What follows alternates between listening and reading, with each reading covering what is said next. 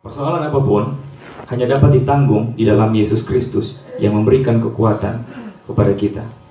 Tidak ada seorang pun yang dapat menanggung perkara jikalau ia tidak di dalam Yesus Kristus. Oleh sebab itu saya mengundang saudara pertama-tama, kalau saudara belum ada di dalam Dia, masuklah di dalam Dia yang akan memberikan kekuatan kepada kita. Kalau saudara belum menerimanya, percayalah bahwa hanya Dialah Tuhan kita, satu-satunya andalan kita, pengharapan kita, satu-satunya juru selamat kita, yang menyelamatkan kita. Kita diselamatkan oleh anugerahnya yang sempurna. Kita diselamatkan dengan iman, bukan dengan perbuatan kita, bukan dengan kebaikan kita. Itu bukan berarti bahwa kita tidak perlu berbuat baik, tetapi kita berbuat baik bukan supaya kita masuk di dalam Dia. Kita berbuat baik karena kita sudah ada di dalam Dia. Karena orang yang ada di dalam Dia seharusnya berbuat baik untuk membuktikan bahwa dia adalah anak Allah. Dan orang-orang seperti itulah yang akan punya kekuatan. Segala perkara dapat kutanggung di dalam Dia yang memberikan kekuatan kepadaku. Saya akan menceritakan sebuah kisah kepada saudara, dan saya berharap saudara mendengarkan kisah ini dengan baik. Ada seorang ibu yang menikah dengan seorang laki-laki kaya. Dia adalah ibu muda yang sangat cantik, perempuan muda yang sangat cantik. Dan dia menikah dengan seorang laki-laki tampan yang memang kaya. Mereka berdua adalah orang yang berdedikasi untuk pelayanan Tuhan. Ibu itu adalah seorang guru sekolah minggu, dan dia sangat dekat dengan anak-anak. Mereka punya banyak hal. Mereka punya kekayaan, mereka punya kenyamanan, rumah yang mewah. Mereka saling memiliki, tapi mereka tidak punya anak. Selama bertahun-tahun mereka berdua berdoa supaya Tuhan memberikan anak kepada mereka. Selama 8 tahun pernikahan tidak ada anak. Saudara tahu, sebagai seorang guru sekolah minggu yang sangat dekat dengan anak-anak, tentu saja wanita ini menginginkan seorang anak. Sampai akhirnya pada tahun yang ke-8 itu, Tuhan memberikan sebuah jawaban. Perempuan muda itu, ibu itu hamil. Ibu itu hamil. Saudara, sebuah kabar sukacita. Mereka kesaksian di mana-mana, bercerita tentang kasih Tuhan. 8 tahun penantian, Tuhan memberikan jawaban. Memasuki usia 8 bulan kehamilannya, saudara tahu apa yang terjadi? Anaknya keguguran. 8 tahun menanti, memasuki usia 8 bulan, dia mengalami pendarahan yang hebat dan harus dibawa ke rumah sakit. Dan pada saat itu suaminya sedang tugas luar, tidak ada di sampingnya. Di dalam kesendiriannya dia menangis. Dia tidak mampu lagi untuk menatap wajahnya di depan cermin. Dia tidak berani lagi untuk mengambil handphonenya untuk menghubungi suaminya. Takut, kecewa, sedih. Tapi beberapa waktu kemudian suaminya menelponnya dan bertanya tentang keadaannya. Dengan terbata-bata dan menangis dia katakan, "Maafkan aku, anak kita telah dipanggil oleh Tuhan, telah diambil oleh Tuhan." Suaminya langsung katakan, "Tunggu di tempat itu, dan saya akan langsung menuju ke sana." Saudara, sebelum suaminya tiba di rumah sakit itu, tibalah lebih dulu mertuanya dengan wajah yang basah dengan air mata. Mertuanya datang kepada perempuan itu dan katakan, "Engkau harus sabar." Dan dia katakan, "Aku mencoba untuk sabar." Wanita itu mengatakan, "Aku mencoba untuk sabar." Tetapi mertuanya katakan, "Bukan untuk bayimu saja. Baru saja suamimu dalam perjalanan ke rumah sakit ini mengalami kecelakaan, dan dia meninggal di tempat." Saudara, terbaliklah dunia. Seakan terbaliklah dunia bagi perempuan ini, dan dia berkata kepada Tuhan, "Mengapa engkau mempermainkan aku? Kami menunggu sekian lama seorang bayi, dan engkau memberikan sebuah harapan yang akhirnya musnah. Dan kemudian aku berharap ada seseorang yang dapat menghiburku, yaitu suamiku. Di dalam perjalanan ke tempat ini engkau mengambilnya. Mengapa engkau mempermainkan kami?" Berkali-kali ia mengambil kesempatan untuk membunuh dirinya. Dari suatu kali, ayat yang saudara baca tadi terngiang di kepalanya bahwa segala perkara dapat kutanggung dalam Dia yang memberi kekuatan kepadaku. Segala perkara dapat kutanggung di dalam Dia yang memberi kekuatan kepadaku. Saudara, dua ayat yang saudara baca tadi, saya akan membawanya ke dalam satu pesan yang sangat penting, dan itu akan menentukan hidup saudara. Jikalau kita bersyukur hanya untuk apa yang Tuhan pinjamkan kepada kita, maka suatu saat ketika apa yang kita miliki itu diambil oleh Tuhan, maka kita akan kecewa. Ingat baik-baik. Jikalau kita bersyukur hanya untuk apa yang Tuhan pinjamkan kepada kita, maka suatu saat kita akan kecewa. Jikalau kita hanya bersyukur karena kita punya kekayaan, ingat baik-baik, kekayaanmu adalah apa yang dipinjamkan oleh Allah kepadamu. Dia bisa saja mengambilnya. Jikalau engkau bersyukur hanya karena kesehatanmu, karena engkau sehat, suatu saat engkau dan aku akan kehilangan kesehatan itu, menurun dan mati. Dengan kata lain, kalau engkau bersyukur hanya untuk hidupmu saat ini, suatu saat hidupmu dan hidupku suatu saat akan sama dengan ibu yang kekasih di tempat ini. Kita semua, kita hanya menunggu jadwalnya. Bisa saja dari tempat ini saya pulang dan saya diambil oleh Tuhan. Siapa yang tahu? Bisa saja saudara. Tidak ada seorang pun yang tahu. Saudara mendengarkan begitu banyak cerita tentang orang yang hanya jatuh sedikit dan dipanggil oleh Tuhan. Tidak perlu sesuatu yang hebat.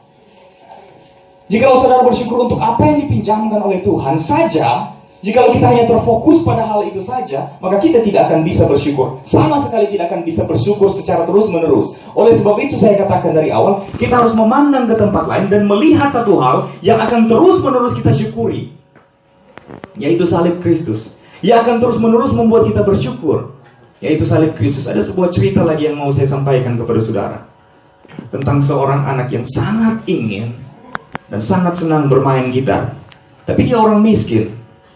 Dia ingin sekali bermain gitar, tapi dia tidak punya gitar. Tetapi di depan rumahnya ada seorang bapak yang sering main gitar, dan berkali-kali dia melihat bapak itu bermain gitar. Dari depan pagarnya dia mengintip, terus-menerus melihat bapak itu bermain gitar. Sampai satu kali bapak itu secara tidak sengaja melihat anak itu, dan memanggil anak itu dan bertanya, "Kenapa kamu sering menonton saya main gitar?" "Saya ingin sekali menjadi pemain gitar, Pak. Apakah kamu mau saya latih?" Anak itu bilang, "Ya, saya mau. Kalau begitu besok kamu boleh datang ke tempat ini." Dengan sukacita besar, dia datang ke rumah bapak itu, dan setiap hari mulai dilatih. Bapak yang merasa iba ini bertanya kepadanya, "Mengapa kamu tidak meminta ibumu untuk membelikan gitar?" Dia katakan, "Kami orang miskin, Pak." "Kalau begitu maukah kamu saya pinjamkan gitar ini?" Kita bisa menebak jawabannya. Anak itu bilang, "Ya," sebanyak 10 kali. Berteriak. Dengan senang hati dia membawa gitarnya pulang di rumah. Dan setiap hari sebelum ke sekolah, pulang sekolah, setelah bangun pagi dia bermain gitar. Sangat senang. Bulan berlalu sampai akhirnya bapak itu memanggil anak itu dan berkata bahwa gitarnya mau dipakai dan kamu harus mengembalikannya. Saudara, berbulan-bulan bersama gitar itu seperti menjadi teman baiknya, kesayangannya. Tapi tiba saatnya untuk mengembalikannya. Dia menjadi sedih, dan dia bersembunyi di dalam rumah.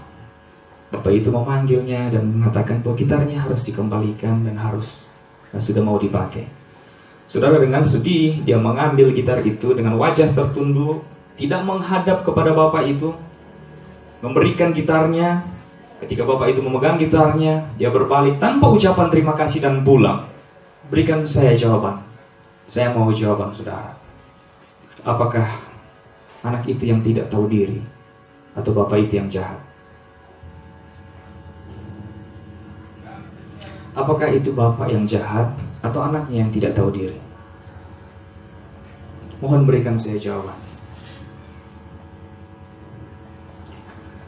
Bukankah bapak itu telah berbaik hati selama berbulan-bulan meminjamkan gitar itu? Bukankah anak itu harusnya tahu bahwa gitar itu memang bukan miliknya? Dia bukan bapak yang jahat. Dia bahkan melatih anak itu. Dia bahkan meminjamkan gitarnya. Saudara, itu karena anak itu tidak tahu apa yang diberikan dan apa yang dipinjamkan.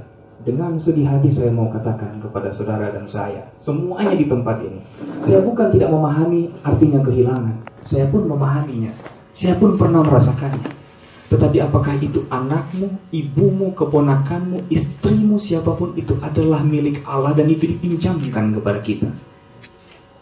Itu dipinjamkan kepada kita. Sehingga ketika ia mau mengambilnya, maka itu adalah haknya. Saya mengerti ketika kita menangis dan terluka, ketika kita merasa kesepian karena ia telah lama dengan kita.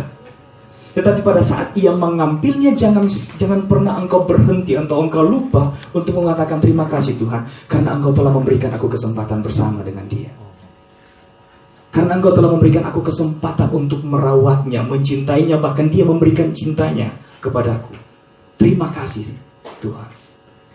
Dan satu hal yang sangat penting, hartamu, ibumu, kesehatanmu, semua keluargamu, kemewahanmu, itu adalah pinjaman dari Allah. Sehingga kapanpun dia bisa ambil itu darimu. Tapi ada satu hal yang tidak akan pernah dia ambil daripadamu dan daripadaku, karena itu diberikan untukmu, dan tidak ada satupun yang dapat merebutnya, yaitu anaknya. Karena begitu besar kasih Allah akan dunia ini, sehingga ia mengaruniakan atau memberikan, dia tidak meminjamkannya untukmu. Yesus Kristus adalah pemberian untukmu. Harta, kekayaan, keluargamu itu adalah pinjaman.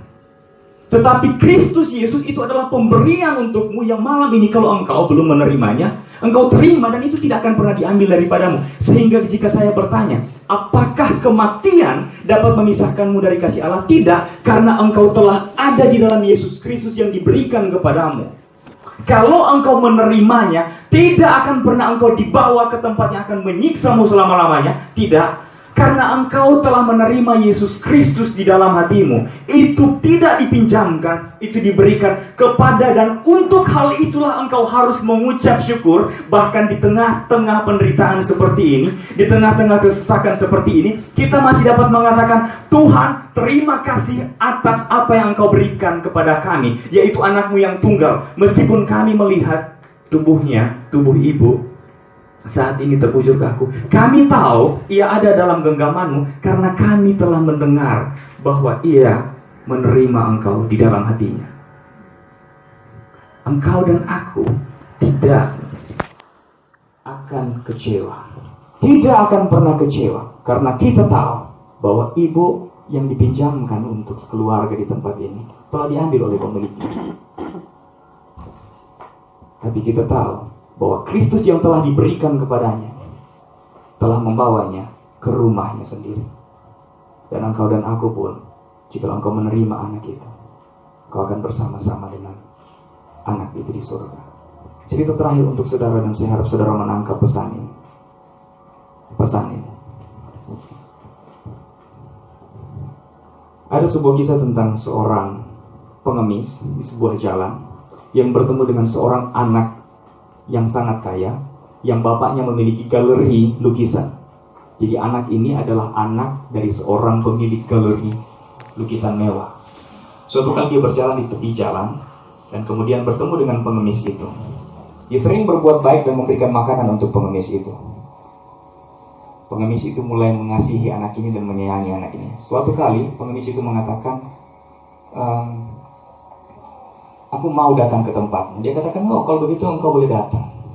Tetapi sebelum hal itu terjadi, akhirnya anak itu meninggal. Tidak tahu dia meninggal karena apa. Pengemis yang sudah mulai menyayangi anak itu, selama berhari-hari menunggu anak itu tidak pernah datang lagi.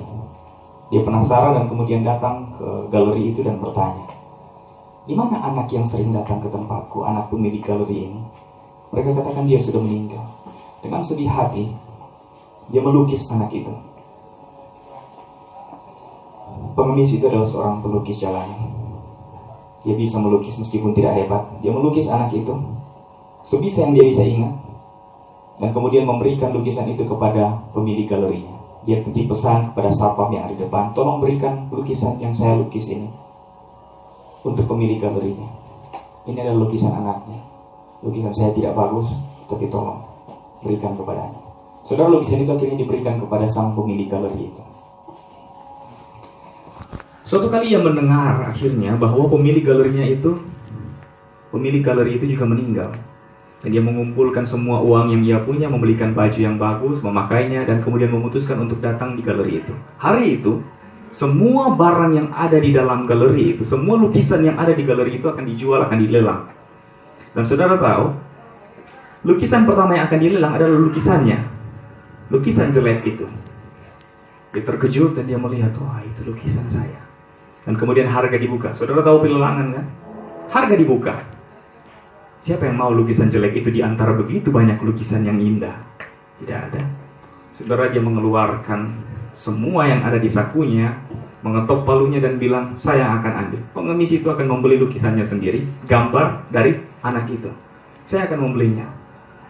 Tidak ada yang mau membantahnya, tidak ada yang mau tindis harga di tempat seperti itu dengan lukisan seperti itu. Saya akan membelinya. Oke, diketok palu. Lukisan ini jadi milikmu. Dia mengambil lukisan itu, memeluknya, dan semua orang yang ada di situ menantikan lukisan mana yang selanjutnya akan dijual, barang mana yang selanjutnya akan dijual. Tetapi pemimpin acara pelelangan itu mengatakan bahwa pelelangannya sudah selesai, dan semua bertanya, mengapa? Bukankah barang lain belum dijual? Karena menurut wasiat dari si pemilik galeri ini, siapapun yang membeli lukisan pertama itu, dia akan memiliki semua galeri ini.